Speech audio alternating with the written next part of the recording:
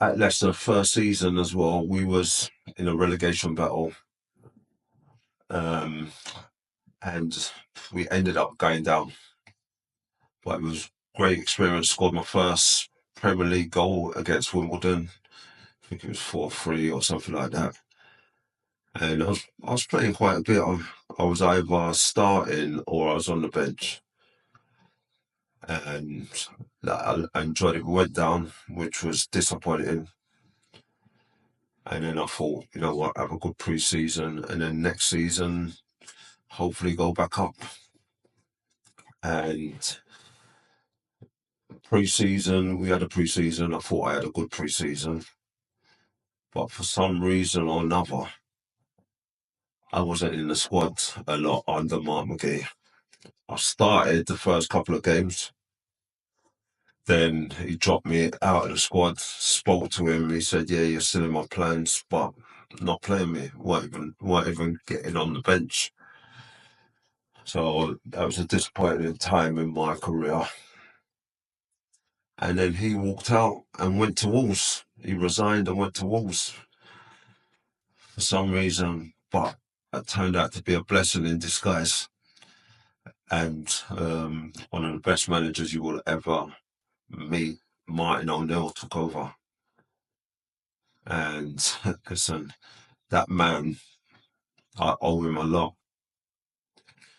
because he pulled me into line. Like I've done certain things wrong, and he dealt with me accordingly.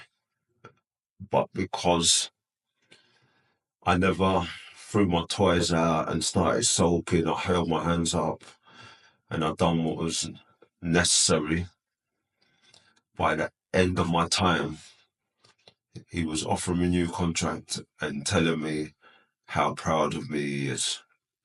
And that's a massive thing in football. If you all make mistakes, we'll all make mistakes in life in general, but you have to learn from them. And then what I'm going to talk about now is the football side under Martin O'Neill.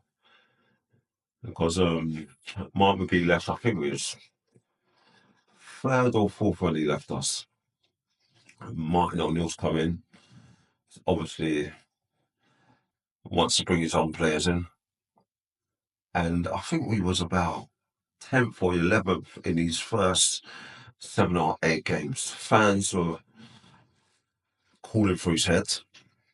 They're talking about his football's rubbish, this and that. Then we went on an unbelievable run where I don't think we lost in about 15, 16 games. Sneaked into the playoffs and then got promoted to the Premier League. And the rest is kind of history. Like Steve Claridge. Like, I'm going to go through the players what we had in that team were unbelievable, by the way.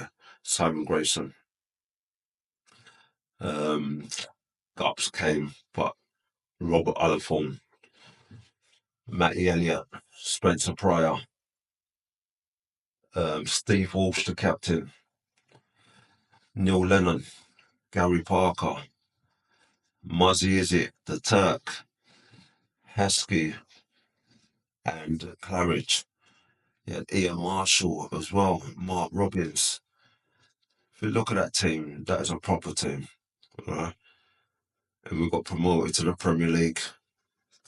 And we was everyone's favourites to go down. But listen, that team there, we survived comfortable in the Premier League. I think we ended up 9th or 10th. And we ended up winning the Coca-Cola Cup, which is massive. Listen, how many players can say that they've won anything in this country? There's not many, right? But Martin O'Neill, and this is something about this man that I learned about winning. He would, yeah. If we lost against Man United, I don't care, Old Trafford last minute, and we've played really well, the man would not talk to you all week. He'll walk past you in the corridor.